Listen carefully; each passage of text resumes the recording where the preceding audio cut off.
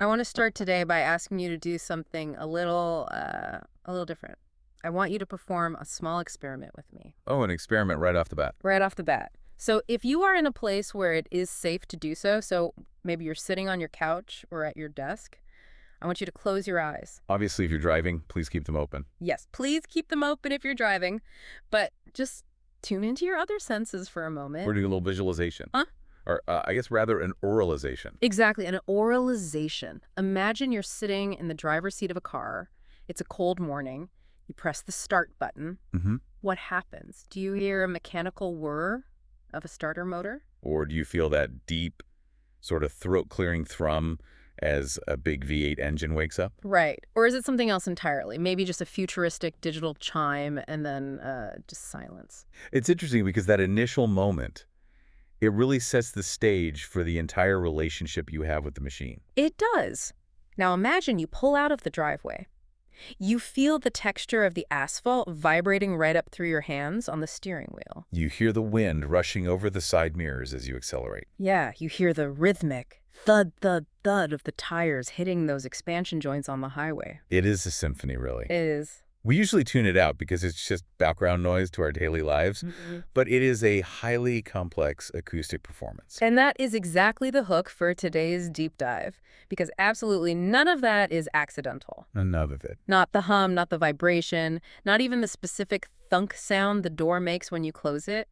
It is all engineered. Every single bit of it is a choice. It's what the automotive industry calls the acoustic signature, The acoustic signature. brand DNA. You know, Mercedes is supposed to sound fundamentally different from a Ferrari, All right. which sounds different from a Ford.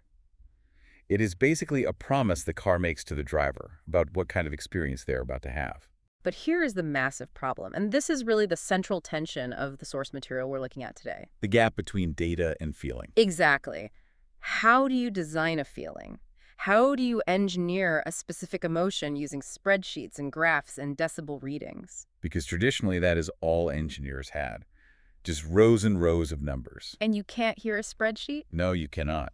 You can't What? feel a pie chart. So that has been the fundamental disconnect in automotive engineering for decades. You have the digital world of math and physics, the hard data, and then the analog world of human senses. And bridging that gap is just incredibly difficult. Which brings us to our mission for today. We are doing a deep dive into a fascinating stack of technical material from a company called V-Grade. Regarding a solution they've developed called VINVH SIM. Right, and I know that sounds like a mouthful of alphabet soup, VINVH SIM, but we will explain what all those letters mean. The implications of it are actually incredibly cool. They really are. We are looking at the complete digital transformation of how cars feel. We're talking about moving from staring at data to physically experiencing a car before it even exists in the real world. It's really about bringing the human back into the engineering loop. It's a fascinating shift from reactive problem solving. Like fixing things that are broken. Exactly, moving from that to proactive experience design. So let's unpack this. We need to start with the acronym that defines this entire field. NVH. NVH, yes. I see it in car reviews all the time, usually in the context of, an NVH levels were low or the NVH was a bit rough. But I've never really stopped to consider the physics behind it. What are we actually talking about here? Right, so NVH stands for noise, vibration, and harshness. Noise, vibration, harshness. It is the holy trinity of automotive refinement. And while they're grouped together as one acronym, they actually sit on a spectrum of frequency. It's all about physics. Let's break that spectrum down because I think understanding the physics really helps us understand why this is so hard to engineer. Let's start with N. N is for noise. That seems the most obvious. It does. It's just sound. It is airborne sound, is Okay. what your ears detect. In terms of physics, we were talking about the higher frequencies. The research outlines a spectrum here. Sound covers the upper end leading up to the limit of human hearing. Which is around, what, 20,000 hertz? Around 20,000 hertz, Yeah. yeah. So this is everything from the wind whistling around the window frame to the whine of a gearbox. So noise is strictly the ears. Then we have V for vibration. Correct. Vibration is tactile. You feel it rather than hear it. So this is lower frequency. Lower frequency structural stuff, usually below 200 hertz. Okay. Think about the steering wheel shaking a little bit when you're idling at a stoplight. Or the buzz in the seat of your pants when you drive over a rough patch of coarse concrete. That is the V. It's your body perceiving the road through the machine itself. Exactly. And then there is H, harshness. Now this one always feels a bit more nebulous to me. Is it a sound or is it a feeling? Both. Which is exactly why it's so tricky to nail down. Yeah. It is subjective, but it's very real. Harshness is really the intersection of the two. How so? Well, it's usually a transient event. So when you hit a sharp pothole, you hear a loud bang. Right, that's the noise. That's the noise. And simultaneously, you feel a sharp jolt in your spine. And that's the vibration. Right. So the brain, which is just an incredible processing machine, combines those two inputs into a single perception of harshness. It creates that unified feeling of, oof, that was rough. So NVH covers everything from 0 hertz, which is just pure motion, like the G-force of turning a corner, all the way up to the high-pitched whine of an electric motor. Exactly. It is the full spectrum of physical sensation that a car delivers to its occupants. And the reason this matters so much, and the source material really emphasizes this point, is that NVH isn't just an engineering puzzle to be solved for the sake of science. Oh no, it is a massive business case. It's about money. Right. There was a slide in the presentation that explicitly linked sound to feeling of quality. It is deeply psychological. I found that fascinating too. The idea that we judge the quality of a highly complex machine based on a simple sound. Think about the consumer experience. When you walk into a dealership and you sit in a car for the first time, what is the very first thing you do? Before you even look at the engine or play with the infotainment screen, You slam the door. I slam the door. I think literally everyone does. It's instinctual. Everyone does. And that split second determines your perception of the entire vehicle. Yes. If that door goes clang or rattles or sounds tinny, your brain immediately categorizes it. This is a cheap car. It's flimsy. It's not well made. But if it makes a solid, muted, heavy thump, like a bank vault closing, your brain says this is quality, this is safe, this is worth $50,000. It is wild that a sound, which has absolutely nothing to do with the reliability of the engine or the safety of the brakes, drives the buying decision. It drives the buying decision. It impacts brand loyalty, and it significantly impacts warranty costs. Right. Because if a customer buys a car and there's a persistent rattle in the dashboard or a whistle in the window seal, they're going to bring it back to the dealer. Even if the car is mechanically perfect. Exactly. And that costs the manufacturer millions in warranty claims. So NVH is absolutely a bottom line issue. Now, the research points out something that I found totally counterintuitive. You would think that with modern technology, supercomputers, advanced materials getting NVH right would be easier than it was in, say, the 1990s. You would think so. We should have solved this by now. Right? But the source argues it's actually much, much harder today. It is a paradox. We have better tools, but the goals have become contradictory. It is the perfect storm of conflicting engineering requirements. The experts at VI Grade highlight 3 specific headwinds, making NVH harder today. Let's go through them. The first is lightweighting. Right, which is the massive industry push to make cars lighter. To save fuel, or in the case of EVs, to extend battery range, everyone wants a lighter car. Right. But here's the physics problem. Mass is the best way to stop noise. The mass law. Yes, the mass law in acoustics. Heavy steel blocks, sound waves. Thick glass blocks wind noise. Heavy rubber mats block road noise. So when you take that away, When you switch to lightweight aluminum or carbon fiber composites, or use thinner glass to save 50 pounds to get that extra mile per gallon, you are suddenly making the car acoustically transparent. acoustically transparent. That is a great phrase from the source. It means you are letting a lot more noise and vibration pass directly through the structure into the cabin. So you solve one problem, which is efficiency, and you accidentally create another problem, which is noise. Exactly. It's a constant trade-off. And then you have the second factor, which is the EV revolution. And this introduces a concept the presentation calls the masking effect. I loved this concept. It makes so much sense once you hear it explained, but I had never really thought about it before. Yeah, walk us through the masking effect. So think about a traditional internal combustion engine car, a gas car. The engine is actually quite loud. Even in a very quiet luxury car, there is a broadband background hum. Sure, you always know the engine is on. That noise acts like an acoustic blanket. It masks all the little squeaks, rattles, wind noise, and tire roar.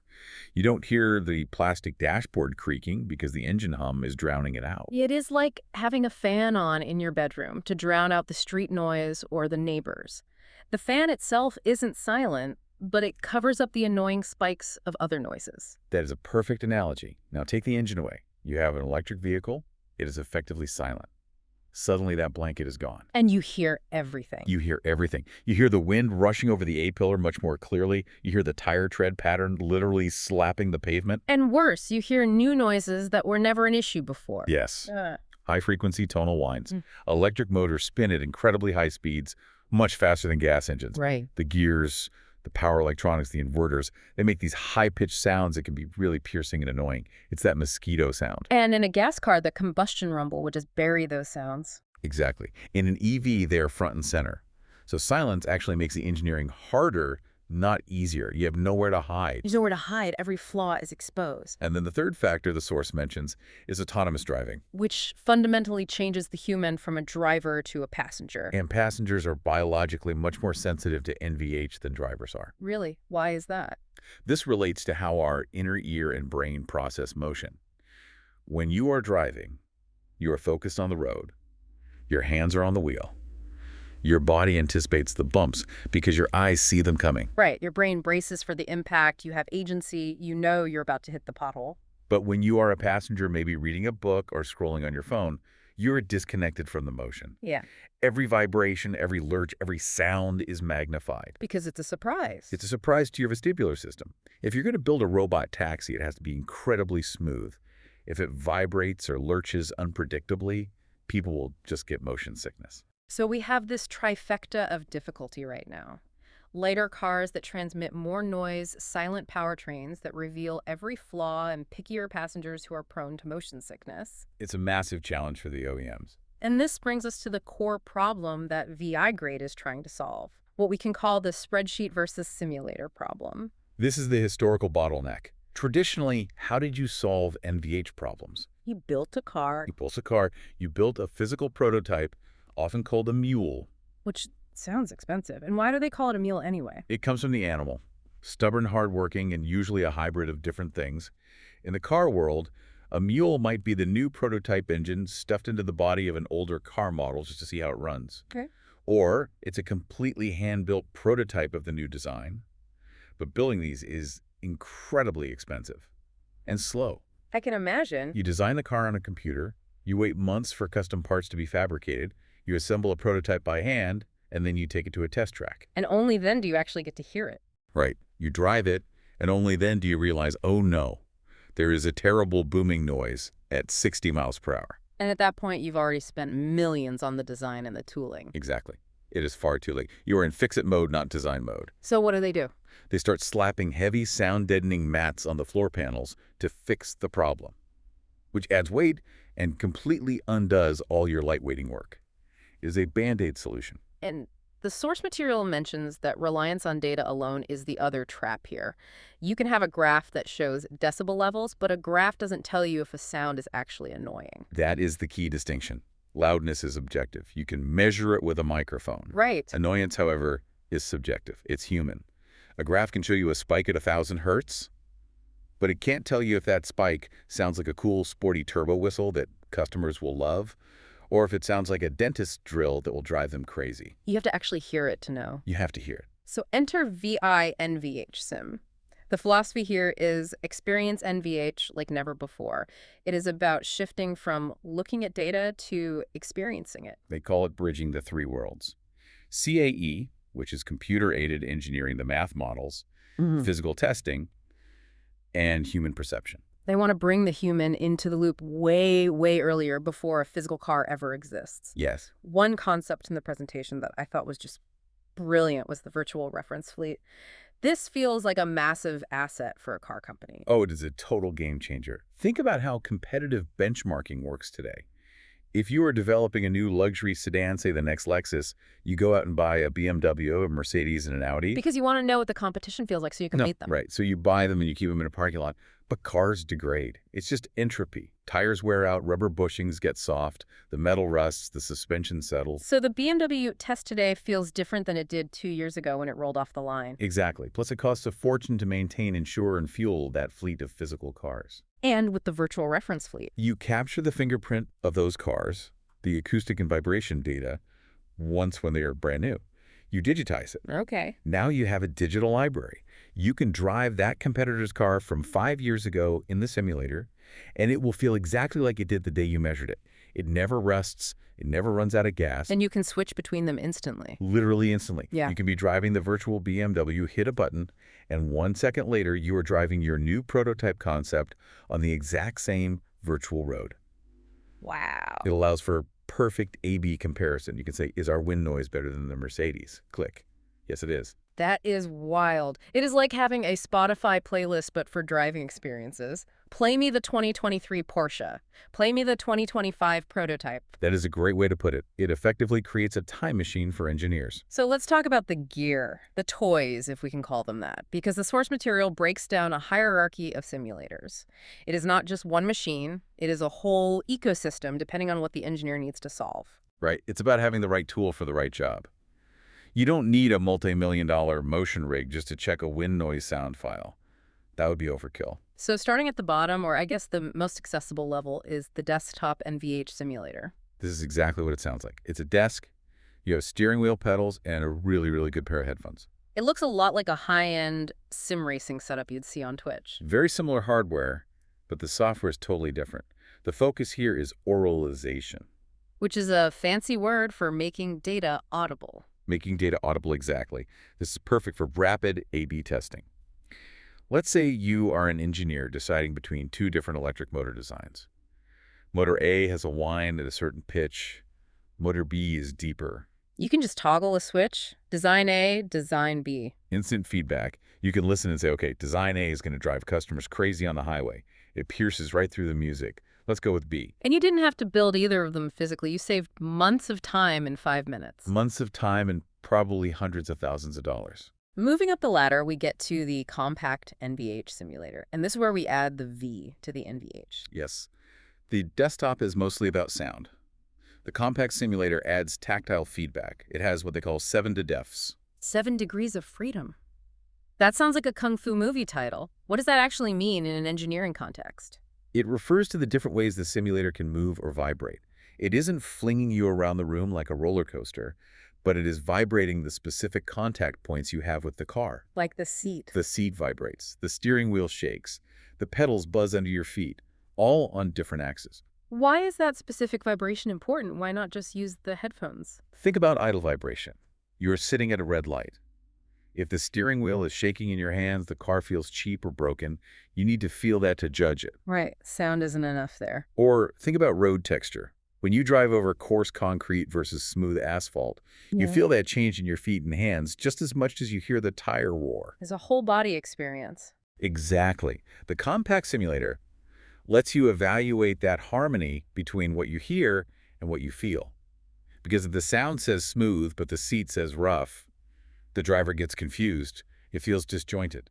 It's about coherence. The sensory inputs have to match. They absolutely have to match. Okay, now we get to the big one. The DIM FSS, the full spectrum simulator. Looking at the pictures in the presentation, this thing looks like a spaceship from a sci-fi movie. It's huge. It is the flagship, the hyperdock. Yeah. This is a highly realistic car cockpit environment sitting on top of a massive motion platform. This combines everything. So it's got the sound, it's got the high-frequency vibration from the compact rig. And it has the low-frequency motion, the G-forces. Oh, wow. So it actually moves. When you turn a corner in the simulation, the whole platform tilts and moves to simulate the lateral weight transfer of the car. So now you have total immersion. Total immersion. You feel the car leaning, you feel the road texture vibrating the seat, and you hear the wind and engine. All synchronized perfectly. And the source says this allows for dynamic evaluation, right? Correct. Because sometimes a noise only happens under specific physical conditions. Like maybe there's a squeak, but it only happens when you are cornering hard. Or a rattle that only triggers when you are braking and hitting a bump at the exact same time. You can't test that at a desk. You can't test that at a desk. You need the physics of the movement, the actual load shifting on the virtual chassis to trigger the sound and vibration. This simulator basically tricks your brain into believing you were actually driving. And then there is one more simulator in the list that honestly sounded the most mind-bending to me out of all of them, the on-road simulator. Ah, yes. Augmented reality for your ears. So if I understand this correctly, you are driving a real car on a real road, but the sound you hear is fake. Basically, yes.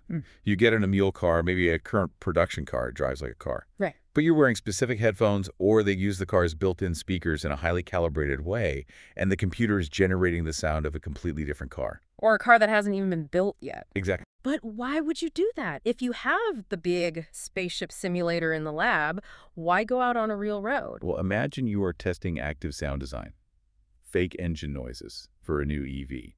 You want to know what it feels like when you actually accelerate on a highway on-ramp in real traffic. Ah, okay. Context, right? Context. You can't really simulate the chaos of real traffic, Yeah. the glare of the sun, the unpredictability of a real road perfectly in a lab. You need the psychological pressure of merging. That makes a lot of sense. The stress of driving changes how you perceive annoyance. Exactly. So you drive a real car to get the genuine physical sensation of movement, the acceleration, the real bumps, but you overlay the digital sound profile you are designing. It's the ultimate validation before you commit to manufacturing. It is fascinating how they've broken this down. It isn't just a one-size-fits-all, put on some headphones. It is a whole spectrum of immersion, depending on how much physical context the engineer needs. And that leads directly to the workflow they describe in the presentation. Drive experience, understand, decide. It is moving engineering from a passive activity, looking at screens, to an active one. You are making decisions based on your gut and your senses in real time. Yes. Let's talk about the brain behind all this hardware, the software. Because the presentation makes a very big deal about something called VI sim sound. It emphasizes that this isn't just playing back a recording. This is a crucial distinction. It is not an MP3 player. If you just recorded a Ferrari engine on a track and then played that audio file back while driving a simulator, it would sound incredibly static and fake. Because it wouldn't react to how you drive. Right. If you stomp on the gas, Yeah. the sound needs to change instantly. The pitch needs to rise. The volume needs to spike. If you coast, it needs to drop off. If you go up a steep hill, the engine needs to sound like it's laboring under the load. An MP3 can't do that. No. vSim sound generates the audio in real time based on the physics engine. It looks at the throttle position, the RPM, the torque load, the gear, and it synthesizes the sound that would happen under those exact conditions. It's like a highly advanced video game engine, but with engineering-grade accuracy. It is. And it achieves this using a method called source path contribution, or SPC. SPC. I love the analogy you used when we were prepping for this session, the mixing board. Yes, the mixing board is the best way to understand SPC.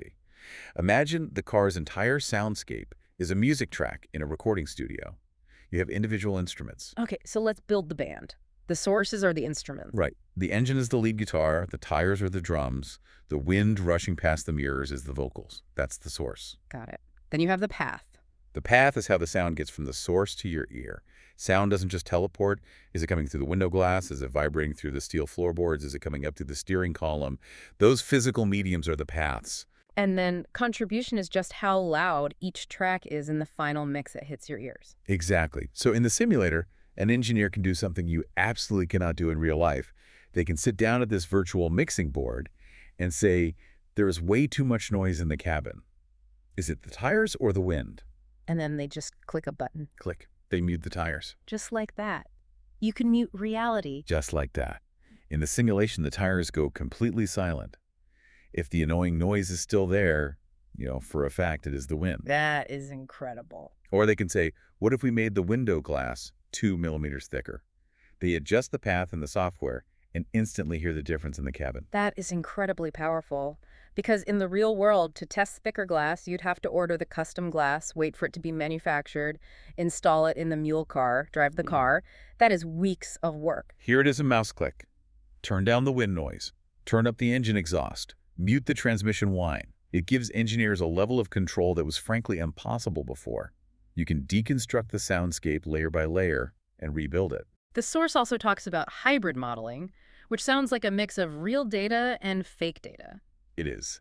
Let's say you are building a new car model, but you are using the exact same tires as the old model to save money. Which happens a lot. All the time. Yeah. You don't need to simulate those tires from scratch. You can take a recording real physical test data of the tires and mix it with a purely digital simulation of a brand new electric motor. Okay. You blend measured data with simulated data to get the most accurate picture possible without reinventing the wheel literally. So you're pasting the new engine sound onto the old reality of the road noise. Precisely. It maximizes accuracy while minimizing the computational work needed to build the model. It's just very pragmatic. Now, we focus a lot on what the driver hears inside the bubble of the cabin, but the source material has a whole section on the exterior sound simulator. This is for the people outside the car. Why is that such a big focus? Two main reasons, really. First is regulation. We talked earlier about how quiet EVs are. Well, at low speeds, they're actually too quiet. Yeah. Blind people, or honestly, just people staring down at their phones, can't hear an EV coming in a parking lot. Yeah. It is a genuine safety hazard. So government stepped in. They mandated AVAS, acoustic vehicle alerting systems. Yes. Those slightly sci-fi humming noises that EVs make when they back up or drive under 20 miles per hour. You still have to design that sound. Exactly. It has to be loud enough to effectively warn people, Mm-hmm. but not so annoying that it pollutes the entire city with noise. The exterior sound simulator allows engineers to virtually stand in a parking lot or on a street corner. Wait, so the engineer puts on the headset and they are virtually standing on a curb. Yes. And they watch and listen as the virtual car drives by them. That's so cool. They can hear how the sound propagates through the open air, how it bounces off virtual buildings, what we call the Doppler effect as the car approaches and passes. And they can tune it. They can tune that AVAS sound to be safe, but also on brand. Mm-hmm. Does a Ford EV sound different from a Tesla EV when it drives past you in a crosswalk? That is a deliberate design choice. That's wild. And then there's active sound design, or ASD. This is the controversial one. Fake engine noises inside the cabin. It is very controversial among automotive purists, but it is becoming standard industry practice. We are moving into an era where the sound a car makes is a creative choice, not a mechanical byproduct. The source mentions integrations with third-party tools like Harman and DSP Concepts. So sound designers, like actual audio engineers who might work on video games or movies, are now working on cars. Absolutely. They're literally composing the sound of the car. They might want a highly efficient four-cylinder engine to sound rumbly and aggressive like a V8 sports car. Or for an EV, they might want a spaceship warp drive sound when you hit sport mode. Exactly. The simulator lets these audio artists test these sound files in a dynamic driving environment instantly to see how they feel when you actually step on the pedal. It is completely shifting from traditional engineering to artistry. It really is. It's audio branding. Just like Intel has a recognizable chime or Netflix has that iconic sound your car brand needs a sound. I want to get into the proof points here.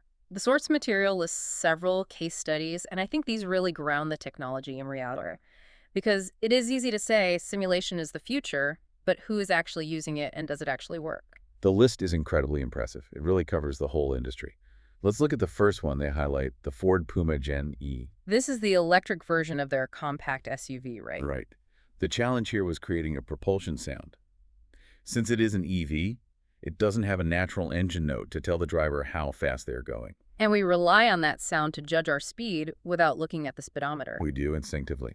So Ford had to invent a sound that gave the driver feedback on speed and acceleration intuitively, but wasn't annoying. And what was the result with the simulator? They did 75% of the tuning strictly in the simulator. 75%. That is a massive amount of the development cycle. Yes. Think about how much time and money that saved.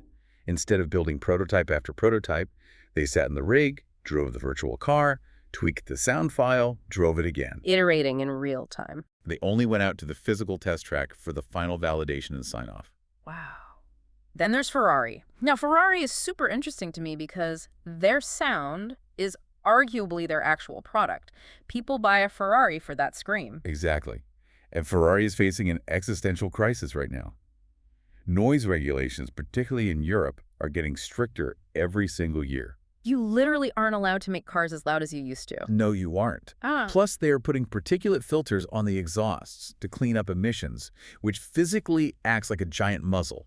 It completely muffles the sound. So how do they use the simulator to fix that? They used it to virtually test different intake and exhaust geometries. They needed to figure out, how do we keep that signature high-pitched Ferrari wail while still following the law? So they were changing the physical shape of the pipes in the software. They could redesign the shape of the exhaust pipes digitally and listen to the result instantly. That's amazing. It allowed them to maintain that heritage and brand personality without having to physically build and weld 100 different metal exhaust pipes to test them all on a track. Saving the soul of the car through software. That is genuinely poetic. It is. Then you have Hyundai. Their challenge was a bit different. It was about refinement, specifically balancing road noise with handling performance. The source mentioned a technique here called stiffness injection, which sounds like a medical procedure. It does sound medical, But in engineering, it is about the structural chassis. Sometimes, if a part of the car frame is too flexible, it acts like a drum skin. Okay. It vibrates as you drive and creates this awful low-frequency booming noise inside the cabin. So stiffness injection is what? It means the engineers can go into the computer model and virtually stiffen a very specific beam or panel. They say, what if this specific part was 50% stiffer? And they run the sim. They run the sim, and if the booming noise goes away, they know exactly what piece of metal to reinforce in the final manufacturing design. They don't have to guess. Zero guesswork. That is so efficient. What about Stellantis? That is the massive conglomerate, right? Jeep, Fiat, Peugeot, Dodge. Their challenge is geography. They have engineering teams in Detroit, teams in Italy, teams in France, Yeah. and they are all trying to collaborate on shared global vehicle platforms. Right. In the old days, you'd have to literally ship a physical prototype car on a boat from Italy to Detroit so the American team could drive it, evaluate it, and give their feedback. That takes weeks. Weeks, and it costs a fortune to secure logistics. So how does the simulator solve geography? With the simulators, they just email the data file. Mm-hmm. The team in Detroit loads the virtual prototype onto their simulator rig. The team in Italy does the exact same thing on their rig. Oh, wow. They are now driving the exact same car at the exact same time, thousands of miles apart. It aligns the global engineering teams instantly. They're all hearing the same data. That is a massive logistical win for a global company. And then there's BASF. This one is really interesting because they aren't even a car maker. They're a supplier. They make materials, chemicals, plastics. Right. Their challenge was convincing the car makers to switch from heavy metal brackets to lightweight plastic or composite brackets to help save weight. But the car makers probably pushed back, right? Because they worried that plastic would be noisier. Exactly. The OEMs push back and say, will it rattle? Will it vibrate more than steel?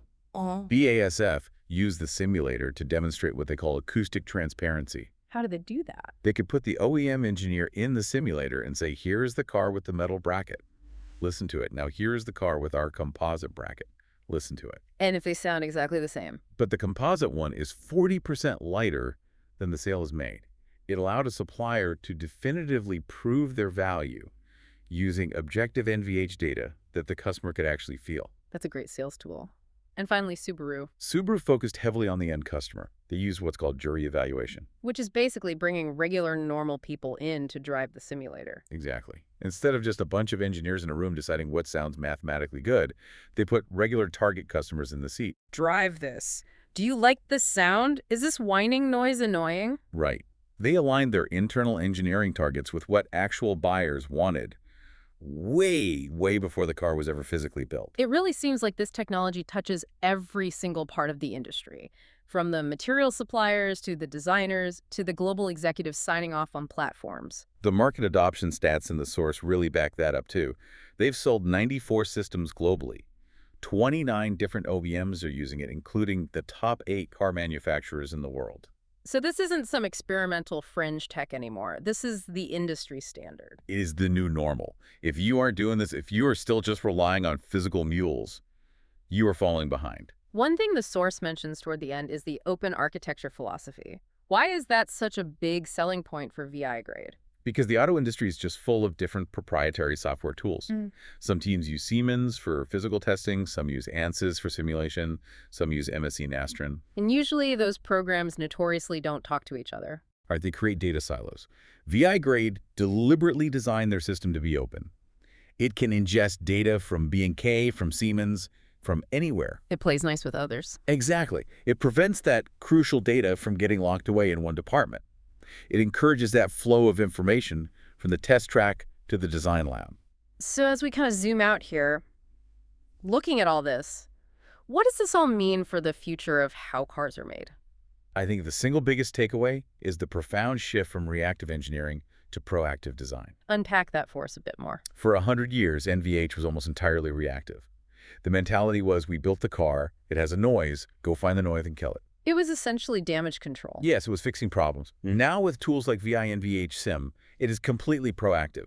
The question changes to, what do we actually want the car to sound like? Let's design that exact experience from scratch. Right. We are moving from noise suppression, just trying to make things quiet, to sound curation. That is a profound shift. It fundamentally changes the emotional connection we have with the machine. It is not just about avoiding annoyance anymore. It is about engineering delight. Precisely. Engineering delight. And it leads to a question that I've really been mulling over since I first read through this material. If cars can simulate literally any sound perfectly, and we are inevitably moving toward a world of autonomous pods where we aren't even driving anymore, Right. what should a car sound like? That is the ultimate question, isn't it? I mean, should it sound like a combustion engine? That seems almost purely nostalgic at this point. Should it be completely silent? Complete silence is actually weirdly isolating and unnatural for humans. Right. Or should it sound like a living room? Should it play a subtle ambient hum like a sci-fi spaceship? Or the sound of a rainforest? If the source and the software can be absolutely anything and the path can be managed perfectly, the car just becomes a blank audio canvas. The future of NVH isn't just about silence. It is about curated soundscapes. The engineers are literally becoming composers. That is a great way to view it. That is a wild thought to end on. The next time you are in your car, listener, I want you to just listen. Really listen. That hum, that click, that whoosh of the wind, it is not an accident. It is a highly engineered performance designed just for you. And it was also certainly tested in a virtual simulator long before the metal for your car was ever stamped. Incredible. Thanks for breaking all this down. This was a truly fascinating ride. Always a pleasure to be here. And to you, the listener, thanks for taking this deep dive with us today. See you in the next one.